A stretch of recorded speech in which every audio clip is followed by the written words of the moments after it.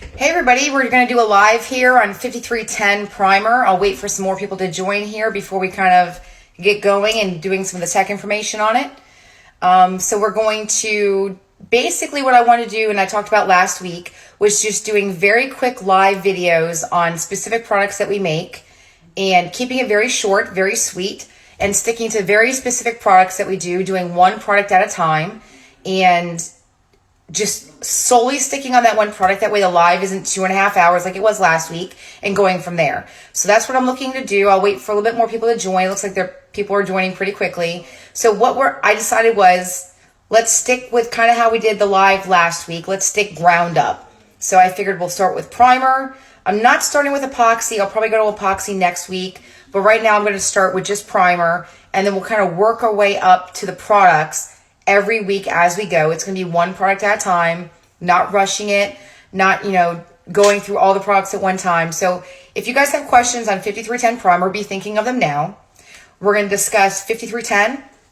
We can touch upon the other primers as well in the 53 series if you'd like to, but I would prefer to kind of stick with one product. I feel like 5311 can be talked about in another one because of the differences that it has. But if you want to talk about 5312 or 5313, which is a different color, we can do that as well. It looks like a lot of you are joining now, so if you have questions, like I said, be thinking about them. We'll be touching upon them. I'm waiting for a couple more people to join here. So every week, what I plan on doing is just picking one product and sticking specifically with that one product and kind of covering all that we can cover on that one product. That way you're not overwhelmed by a lot of product. And I see Travis says, where's your Dixon? My tank top's Dixon, my leggings are Dixon. You can't tell. Actually, it's Vixen. But always wearing it, always supporting. So anyways, if you guys have questions on any of the TAMCO product, like any of the 5310 product that we actually do, whether it's using it as a primer, whether it's using it as a sealer, whatever it is, let me know. And I will be saving this video. I know you guys wanted to be able to watch them later. So what I'll do is, as soon as this video is over, I'll save it. It'll get saved to my phone. We'll post it to YouTube. You guys can go watch on YouTube as well. And that's why I want to save these individually more simply. So what we'll be doing is every single week that we do a tech product on a video, we'll save it. And then it will get uploaded to YouTube. It'll get uploaded to different platforms, whatever it is we choose. And then you guys can go and you can watch them after the fact. Now, we will be taping things specifically for those platforms. So we will be doing tech videos. We will be doing different things, whether it's me, whether it's other people who use TAMCO. And we will be taping those specific tech videos, whatever it is, questions that are being answered, and putting them on YouTube as well. So I want to do something a little bit differently for YouTube, but I want to be able to take these videos themselves and then also put them on a YouTube platform, put them to the TAMCO like page, different things like that, that way you guys can see. So I have a really good platform already started. I can tell who's already watching, and we'll get started. Now, I see that Cody's asking a question about 5311. I'll go ahead and answer it. But we will probably talk about 5311 on the next one. I can cover some 5311 right now, but it's also a product that has a lot of information on its own, where it can kind of have its own live, just covering its information. So it says, does 5311 spray as a primer and seal? So I think what you mean is, can you spray it as a primer? Can you spray it as a sealer? Yes. So if you spray it 4-to-1 through a 2.0 gun, it'll spray as a primer. If you spray it 4-1-to-2, where you do 2 parts reduction, it will spray as a sealer. Now, today we were spraying 5310. Yesterday we were spraying 5310, which is the gray version, and we were doing it through a 1.3 Iwata LPH 400 Extreme orange cap gun, and it was going perfectly through a 1.3. So if you're using any of the primers and you're reducing it 4-1-to-2, which turns it into a sealer, it'll actually spray perfectly through an actual LPH 400 1.3 tip. If you want to go to a 1.4 tip, that's fine. I mean, you could even force it through a 1.2 tip as a sealer if you want to. But it sprays really, really well through an actual 1.3 Iwata gun if you want to use it as a sealer. Any other gun you want to use, it would actually work through as well. For the past 2 days, we've been doing it. In 2 coats, you have perfect coverage. It sprays and slicks out really, really nicely in the first coat. So if you're looking to see how well it would go in the first coat, it's going to do perfectly. It definitely takes 2 coats to kind of give you the build and the coverage that you're looking for before you move on. flash it off, move on into the second coat, flash that off, move on into your top coat.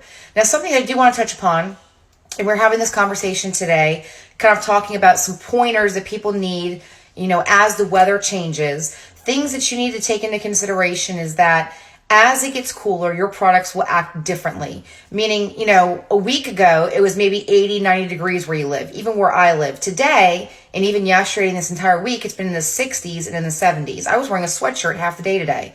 So in those kind of temperatures, you have to take into consideration that your products are going to act differently. They're going to act different based on temperature, humidity, all of those things. They'll act different in the morning versus during the day. So in the morning, it was in the 60s where I was. By daytime, it was perfectly fine. It was in the 70s, so therefore your product will act differently. So things you have to take into consideration is your flash times. Your flash times, as temperature change, will act differently.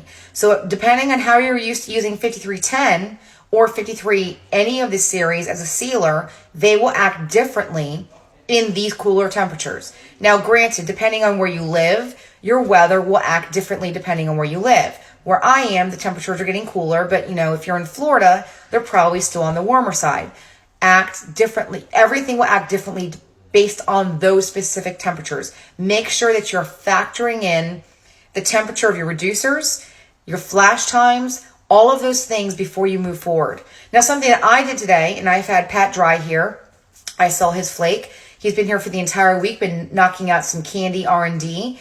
And something that he did today that he's never done before is when I was making him the primer and turning into a sealer, and I showed you guys yesterday how to actually do that very quickly on a scale. Did something he's never done. He's never sprayed 5310 through anything differently than a 3100 hardener. I used a 7605. It was convenient to me. I was at a 3100 hardener.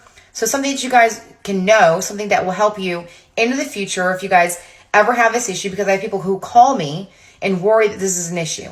If you're spraying the 53 series product, doesn't matter if it's 10, 11, 12, or 13, it calls for 3100 hardener at a 4-to-1 mix ratio as a sealer or as a primer. If you were to grab the wrong hardener, if you were to grab 7603, 05, or 07, and you were to mix those 4, 1 to 2, it would actually work no matter.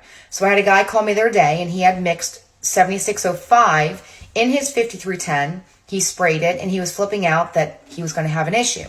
You will not have an issue with curing. You will not have an issue with drying. It will not act differently. Nothing's going to happen that's going to be an adverse reaction. If anything, depending on the temperature and where you live, the product may actually act better.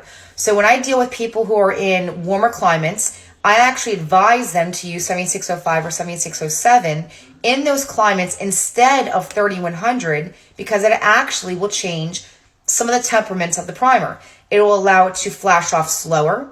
It will allow you to have longer time frame if you're spraying an entire vehicle as a sealer. Various different things. So if you were to use those hardeners in your primer as a sealer or even as a primer, you will have no bad reverse kind of actions. Nothing bad is going to happen if you do that. So today, when we sprayed 5310 as a sealer, 4, 1 to 2, and I shared yesterday the gram ratio, if you want to do it on a scale to mix it by gram, meaning your primer, your hardener, and your reducer, you can do so. I shared that on the group. We used 7605 today. Something that he noticed, Pat had never done this before, he noticed that when he went to go spray it, that the primer actually flashed a little bit slower. Now, it was still cool. That was fine. It wasn't really hot today where we were. But just for all of you to know, if you're ever doing something large, take into consideration that primer hardener is geared to be fast. The nature of it is to be fast. It's meant to fast, it's meant to act fast, it's meant to get on fast. Even with our primers, you're able to sand on them and start working on them, depending on your temperatures, in as soon as 40 minutes. I've done live videos where our products are sitting in the sun. We are sanding on them and they're not powdering, they're not clogging, they're powdering perfectly in about 40 to 45 minutes. So today, we didn't actually sand it, we used it as a sealer, but with the 7605 hardener, he noticed that it actually did flash a little bit slower. So if you ever want to do something to kind of make it flash slower, switch out the hardener, 03, 05, 07, and that will happen with no adverse reactions. Just remember that, because a lot of people do think that having changed out their hardener is going to give them an adverse reaction when it will not. So let me go back here and let me read a couple questions. I see people watching. And right now, let me keep flipping through. It just shows you guys are watching, but I'm not really seeing questions. Is 5310 better as a sealer versus 662? Something I want to touch upon. 662 is our epoxy. It is a 1-to-1 mix ratio, and I'll go to the epoxy in a different episode, but our epoxy is never meant to be used as a sealer. When I say not used as a sealer, it is not meant to be used wet on wet, flash, go to base, go to primer, go to sealer, whatever it is you want to do. It's not designed for that. The epoxy is meant to be sprayed and sit. It's slow natured. It's supposed to cure slow natured. It's not something that's meant to be fast. So make sure that when you use the epoxy, you do your mix ratio of 1-to-1. There is no induction. You go straight to spraying it. 2 coats is perfect. Don't spray them heavy. Spray them as a medium coat. Let it sit 12 hours. Come back the next day, whatever it is, as long as it's been 12 hours, and then continue on. So 5310 is a sealer in a back-to-back-to-back kind of, get it in, get it out kind of thing. That's what I would use. I would never use the epoxy in that aspect. It's not designed for that. So if you take 5310, mix it 4:1:2, 2 parts being reducer, and you spray it, and as soon as 10 to 15 minutes, depending on your temperatures, you can be on it and spraying base coat, single stage, or whatever it is you want to do right after the fact in that time frame. So if you're wanting to use something as a sealer, make sure that you're using the primer and not the epoxy. Let me see. Any other questions? Shot it today. Thank you. Raptor tomorrow. 3100 for small parts, which I agree with. Matt had said 3100 for small parts. Now you can get away with using 3100 in all honesty for the majority of the cases of using 5310. Don't think that what I'm telling you is that you can't use 3100. It's geared to be formulated and reduced and mixed with 3100. And in these temperatures coming up here, where it's going to be on the cool side all the time, 3100 is going to be your go-to. You're never going to go off that.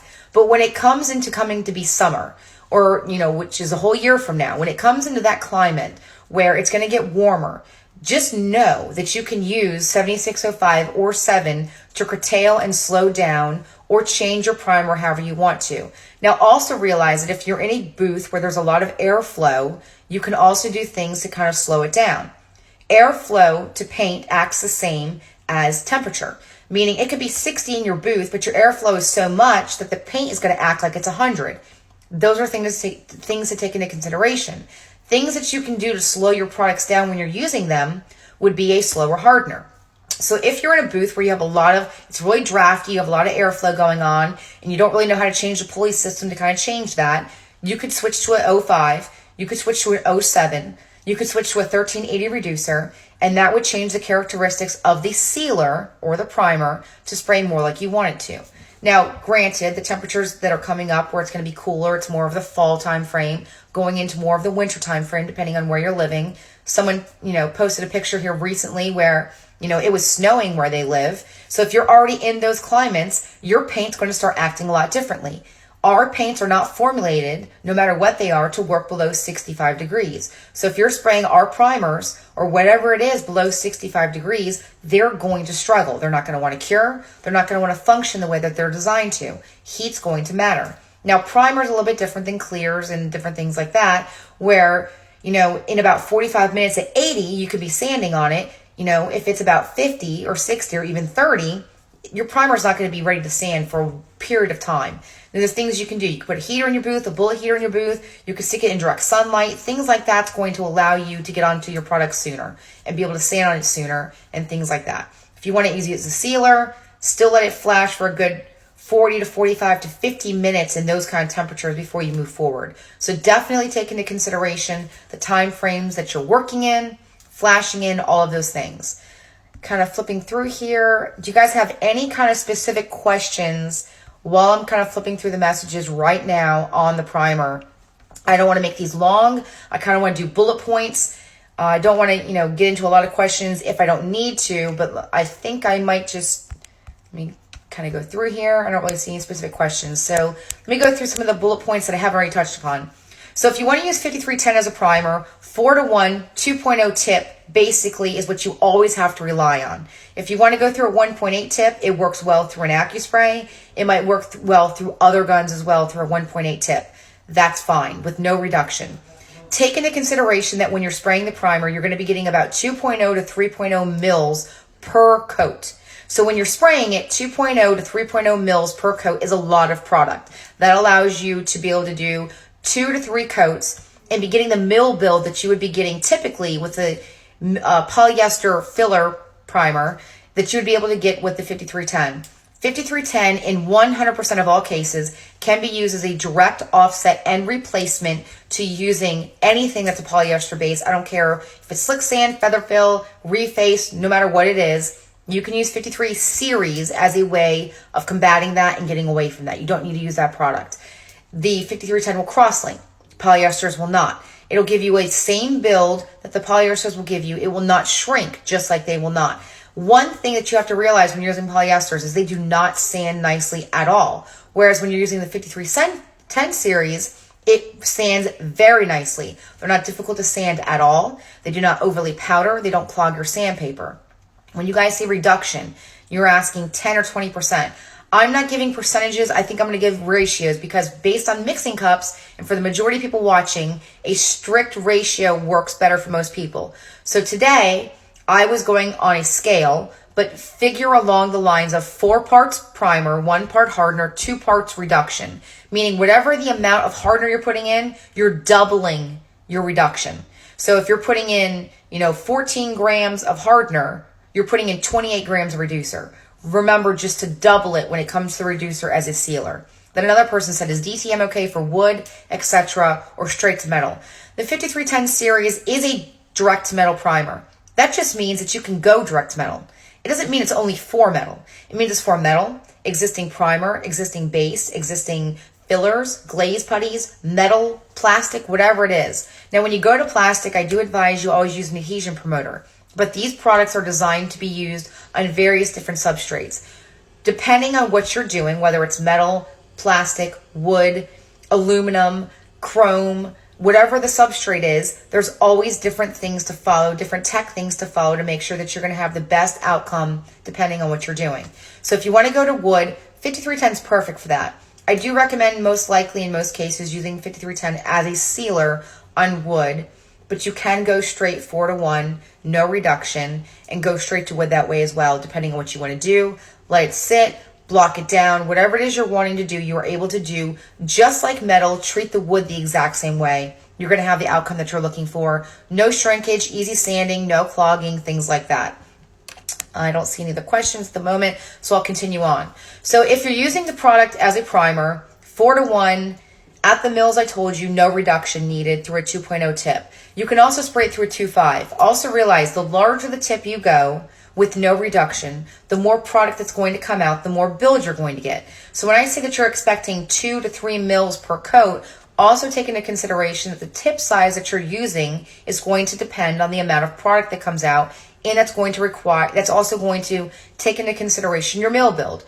If you're using a smaller tip, if you're reducing it, all of those are going to cut your mill build. If you're using a larger tip, all of that's going to increase your mill build. So if you're wanting the most mill build for each coat, go to a bigger size. You can go to a 2.5 tip, perfectly fine. I had a guy the other day who told me he was using a 2.5, sprayed 5310 perfectly with no reduction. He loved it. So what you'll notice is that when you go to open the primer, you can take a stick, you can stick it straight in the center. It'll stand up on its own. It's very, very thick. But when you go to add the actual hardener to it, what you're going to notice is it's going to knock down the viscosity instantly. Now, it's not going to make it very thin, but it's going to, sorry about that, it's going to knock it down to where the viscosity is a lot less and make it where it's easier for you to be able to spray it the way you want to. So if you want to reduce it, you can, but a lot of guys are going to realize that at a 4-to-1 mix ratio, depending on the tip that you're going with, it will spray ideally through those tip sizes as long as it's nothing less than a 1.8. Now, if you're using it as a sealer, 1.3, 1.4 is absolutely perfect for doing that. I think I saw some more questions. Let's see. Final water sand as primer 600 grit. Jim asked that. If you want a water sand primer, that's kind of like a thing where a lot of guys think that you cannot water sand primer. I disagree with that. You can completely water sand primer if you want to. I don't recommend you water sand and you go straight to paint. I recommend doing water sanding, let it sit. Sticking it in the sun is actually ideal. It'll help force evaporate any moisture that was absorbed by the primer. But a lot of people think that if you actually water sand, it's going to be entrapped, you're screwed, you're going to have issues. That's not true. The water will kind of come out of the primer when you're doing it. Take into consideration that when you're sanding your primer, you're doing it once. It's not sitting there for days and weeks and months and absorbing in moisture every single day. It's something that you're doing right then. If you put it in the sun and you allow that moisture to be absorbed out, it's going to evaporate out, you're good to go. You're fine. Doing that one time is not the same as letting it sit every single day in a very humid climate where epoxy would be ideal. So when you're sanding it, that's fine. Wet sanding primer is okay. A lot of guys will say, you can't do that. It's a disaster. I completely disagree. I think it's kind of funny because guys are okay wet sanding their polyester filler primers, but they're not okay sanding primer that's a direct metal. No issues doing so. Let it dry, let it evaporate, then move on. Someone said don't heat up wood to dry. That's true. If you actually take wood and you put it in the sun and you force it to dry, it will actually force it to contract and change shape and things like that. So wood is completely different substrate than metal. When you stick your metal out in the sun and you let it dry, it's not going to act like wood would. Now, if you're doing wood, obviously let that function the way you need to. Let it be in your garage. Let it evaporate the way it needs to. Wood flexes and contracts completely different than metal does. So make sure that when you're taking this tech advice, you're understanding that all substrates act differently. Fiberglass, metal, wood all acts differently. Follow those things, accordingly and go, along that time frame. Let's see. Any other questions? Okay, so my sister just gave me a time frame here that I'm at 20 minutes. So I don't want to make these long. I want to make them kind of short. So I think I touched upon the fact that it's a direct metal primer. It can be used on aluminum. Now, let me touch upon this. Aluminum is something that's tricky. Our products are meant for aluminum. But you guys have to realize that aluminum is something that starts to...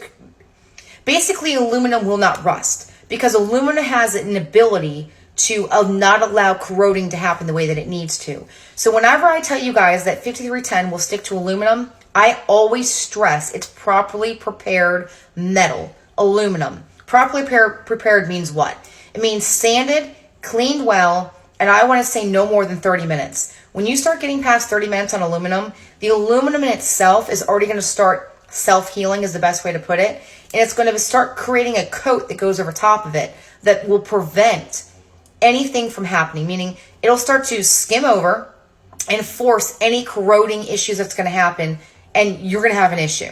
So when I say that 5310 series products will stick to aluminum, make sure that you're cleaning them, sanding them in no less than 30 minutes. If you're going past that time frame, it's an hour, it's 2 hours, it's 3 hours, you need to be Scotch-Brighting it, and you need to be 397ing it before you move forward to have proper adhesion, to have the adhesion to aluminum. If it's, stainless or anything like that, then that's not an issue. But aluminum is a very tricky substrate. Just remember that. 5310 will stick to chrome. Just remember that you should be 80ing the chrome. You almost have to destroy the finish to gain adhesion. So if you're going to do it, make sure you sand it aggressively with 80, clean it well, flash it well, go to primer. Also make sure to realize that when you're going over fiberglass, 5310 will actually work perfectly over fiberglass, no issue at all. I do recommend epoxy over fiberglass over 5310 in many cases, but 5310 will work as well. I kind of think that covers a lot of it. I don't want these to be long. I want them to be kind of quick so you guys kind of get like a blast of information on the products, and we do this every single week. I don't really know what else to cover on 5310. I'm trying to think what else I can tell you. If you're using 5310 as a sealer, make sure you flash it no more than 10 to 15 minutes and you start going to your actual base or single stage. Guys will always ask me, when you do it as a sealer, what's the time frame? Try to always make sure that you do not go past an hour. Staying within your hour's time frame gives you the best adhesion properties and everything that you can do. So if you want to go as a sealer, make sure that you're staying within the hour time frame. It just works more ideally if you do that. If you're going to scuff it, doesn't matter what you do. Doesn't matter when you spray it. Scuffing with a Scotch-Brite is going to allow you to go over it whenever you want to. 5310 will cover 80 grit scratches all day long. A lot of people would think that 80 grit scratches would be too thick and that you would not be able to cover those, and that when it goes to shrink, you'd be able to see those. Something to take into consideration is that the 53 series primers are made out of our top coat clear coats. What does that mean? Our top coat clear coats have no shrinkage. It's one of the benefits of TAMCO.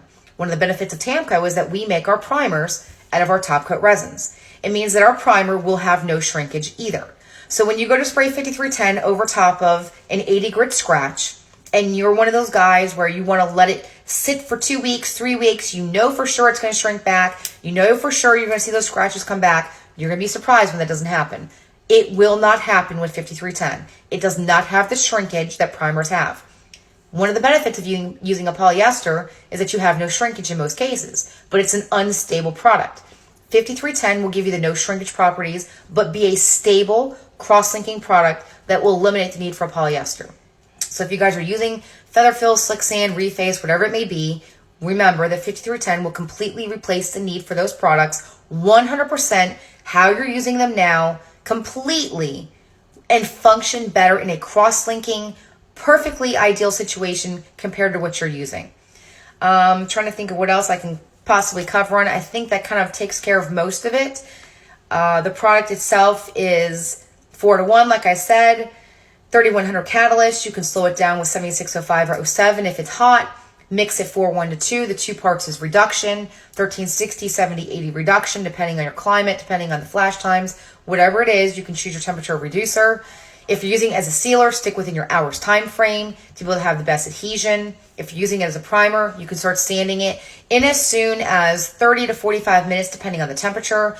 Take into consideration that it will not cure below 65 degrees. It's no different than our clear coats. It's 100% acrylic urethane product. It will not cure below those temperatures. So take into consideration that as it starts getting cooler, all of your primer, your sealer, whatever it is going to be slower because it's going to be affected by the temperature. Something that was brought up here just now, which is a good point.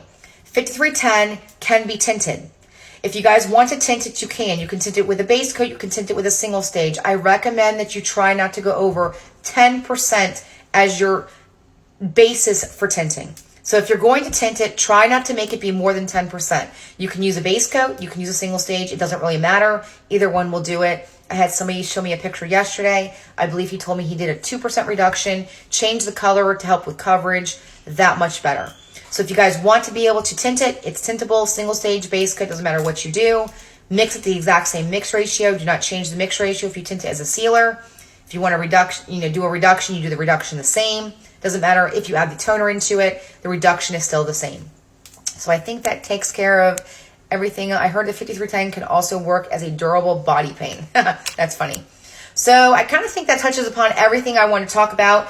Again, what we're doing is products every single week, kind of keeping it short, kind of keeping it sweet, touching upon what needs to be touched upon. I think I covered everything I can possibly think of on 5310. Next week, I'll pick a different product. We'll focus on nothing but that product, and we'll continue to do this every single week.